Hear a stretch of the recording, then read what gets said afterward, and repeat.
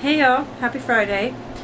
Today is the last portion of the first chapter of The Fault in Our Stars. I hope you guys have enjoyed this. If you have any book recommendations for next Friday, what I'm kind of going to do is just going to read the first chapter of some of my favorite books. And then, if you guys like them, read the rest. But yeah, any book recommendations for future Fridays, let me know down in the comments. And I hope y'all enjoy it. Neither of us said anything for the rest of support group. At the end, we all had to hold hands, and Patrick led us in a prayer. Christ, we are gathered here in your heart, literally in your heart, as cancer survivors. You, and you alone, know us as we know ourselves. Guide us to life and the light through our times of trouble. We pray for Isaac's eyes, for Michael and Jamie's blood, for Augustus's bones, for Hazel's lungs, for James's throat. We pray that you might heal us, and we might feel your love, and your peace which passes all understanding. And we remember in our hearts those whom we knew and loved who have gone home to you. Maria and Cade and Joseph and Haley and Abigail and Angelina and Taylor and Gabriel, and it was a long list. The world contains a lot of dead people, and while Patrick droned on, reading the list from a sheet of paper because it was too long to memorize, I kept my eyes closed, trying to think prayerfully, but mostly imagining the day when my name would find its way onto that list, all the way at the end when everyone had stopped listening. When Patrick was finished, we said this stupid mantra together, living our best life, today, and it was over. Augustus Waters pushed himself out of his chair and walked over to me. His gait was crooked, like his smile. He towered over me, but he kept his distance so I wouldn't have to crane my neck up to look at him. "What's your name?" he asked. "Hazel." "No, your full name." Hazel Grace Lancaster?" He was just about to say something when Isaac walked up. "Hold on," Augustus said, raising his finger and turned to Isaac. "It was actually worse than you made it out to be. I told you it was bleak. Why do you bother with it?" "I don't know, it kinda helps." Augustus leaned in so he thought I couldn't hear. "She's irregular?" I couldn't hear Isaac's comment, but Augustus responded, "I'll say." He clasped Isaac by both shoulders and then took half a step away from him. "Tell Hazel about the clinic." Isaac leaned a hand on the snack table and focused his huge eye on me.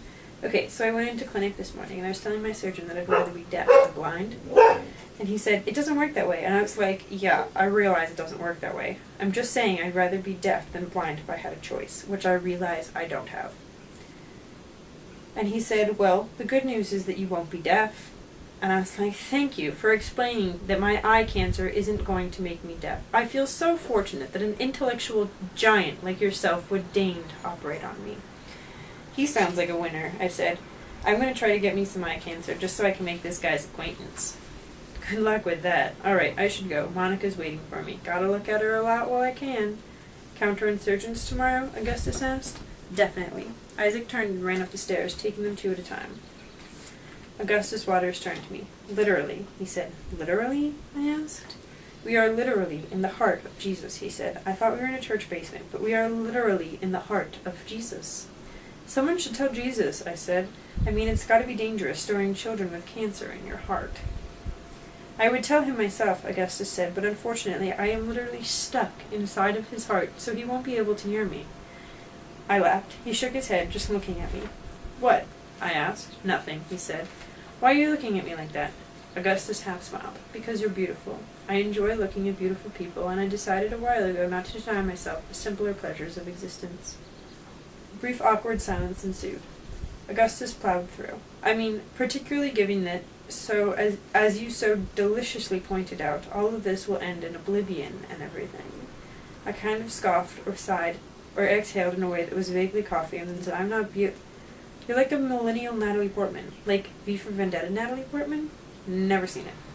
I said, really? He asked. Pixie-haired, gorgeous girl dislikes authority and can't help but fall for a guy she knows is trouble. It's your autobiography, so far as I can tell. His every syllable flirted. Honestly, he kind of turned me on. I didn't know the guys could turn me on, not, like, in real life. A younger girl walked past us. How's it going, Alyssa? He asked. She smiled and mumbled. Hi, Augustus. Memorial people, he explained. Memorial was the big research hospital. Where do you go? Children's, I said, my voice smaller than I expected it to be. He nodded. The conversation seemed over. Well, I said, nodding vaguely towards the steps that led us out of the literal heart of Jesus. I tilted my cart on to its wheels and started walking. He limped beside me. So, see you next time? I asked. You should see it, he said. V for Vendetta, I mean. Okay, I said. I'll look it up. No, with me, at my house, he said. Now. I stopped walking. I hardly know you, Augustus Waters. You could be an axe murderer. He nodded. True enough, Hazel Grace, who walked past me, his shoulders filling out his green knit polo shirt, his back straight, his steps wilting just slightly to the right, as he walked steady and confident on what I had determined was a prosthetic leg. Osteosarcoma sometimes takes a limb to check you out. Then, if it likes you, takes the rest. I followed him upstairs, losing ground as I made my way slowly, stairs not being a field of expertise for my lungs. And then we were out of Jesus' heart and in the parking lot, the spring air just on the cold side of perfect, the late afternoon light heavenly in its hurtfulness. Mom wasn't there yet, which is unusual because Mom was almost always waiting for me. I glanced around and saw that a tall, curvy brunette girl had Isaac pinned against the stone wall of the church, kissing him rather aggressively. They were close enough to me that I could hear the weird noises of their mouths together, and I could hear him saying always, and her saying always in return.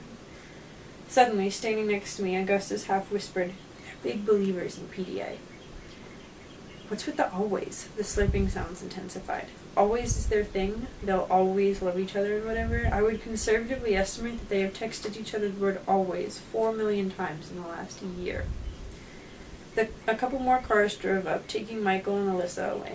It was just Augustus and me now, watching Isaac and Monica, who proceeded at pace as if they were not leaning against a place of worship. His hand reached for her boob over her shirt and pawed at it, his palm still while his fingers moved around. I wondered if that felt good. It didn't seem like it would, but I decided to forgive Isaac on the grounds that he was going blind. The senses must feast while there is yet hunger and whatever. Imagine taking that last drive to the hospital, I said quietly, the last time you'll ever drive a car. Without looking over at me, Augustus said, "You're killing my vibe here, Hazel Grace. I'm trying to observe young love in its many splendored awkwardness." "I think he's hurting her boob," I said. "Yes, it's difficult to ascertain whether he is trying to arouse her or perform a breast exam." Then Augustus Waters reached into his pocket and pulled out, of all things, a pack of cigarettes. He flipped it open and put a cigarette between his lips. "Are you serious?" I asked. "You think that's cool? Oh my god, you just ruined the whole thing." "Which whole thing?" he asked, turning to me. The cigarette dangled unlit from the unsmiling corner of his mouth. "The whole thing where a boy who is not unattractive or unintelligently or seemingly in any way unacceptable stares at me and points out the incorrect use of literality and compares me to actresses and asks me to watch a movie at his house. But of course, there's always a Hamarasha, and yours is that, oh my god, even though you had freaking cancer, you give money to a company in exchange for the chance to acquire yet more cancer. Oh my god. Let me just assure you that not being able to breathe sucks. Totally disappointing. Totally." "A hemorrhagia?" he asked, the cigarette still in his mouth. It tightened his jaw. He had a hell of a jawline, unfortunately. "A fatal flaw," I explained, turning away from him. I stepped toward the curve, leaving Augustus Waters behind me, and then I heard a car down the street. It was Mom. She'd been waiting for me to, make friends or whatever. I felt this weird mix of disappointment and anger welling up inside of me. I don't even know what the feeling was, really. Just that there was a lot of it, and I wanted to smack Augustus Waters and also replace my lungs with lungs that didn't suck at being lungs. I was standing with my Chuck Taylors on the very edge of the curb. The oxygen tank ball and chained me in the cart by my side, and right as my mom pulled up, I felt a hand grab mine. I yanked my hand free, but turned back to him. "They don't kill you unless you light them," he said as Mom arrived on the curb, "and I've never lit one. It's a metaphor, see? You put the killing thing right between your teeth, but you don't give it the power to do its killing." "It's a metaphor," I said, dubious. Mom was just idling. "It's a metaphor," he said. "You choose your behaviors based on their metaphorical resonances?" I said. "Oh yes," he smiled, the big, goofy, real smile. "I'm a big believer in metaphor, Hazel Grace." I turned to the car, tapped the window. It rolled down. "I'm going to a movie with with Augustus Waters, I said, please record the next several episodes of the America's Next Top Model Marathon for me. Chapter 1 finished. See you next week. So this has been fun. I really hope you guys enjoyed Fault in Our Stars. It's one of my favorite books of all time. It always makes me cry. But it's such a good read. It's so worth it. My college actually just made that, like, the mandatory reading for the incoming freshman class, which is totally awesome, like, in my book. Punny. Anyway, yeah, my Tumblr will be in the description box below, so y'all, hit me up on there. Hit me up in the comments. I'd love to hear from you. Have an awesome weekend, and I'll see you on Monday.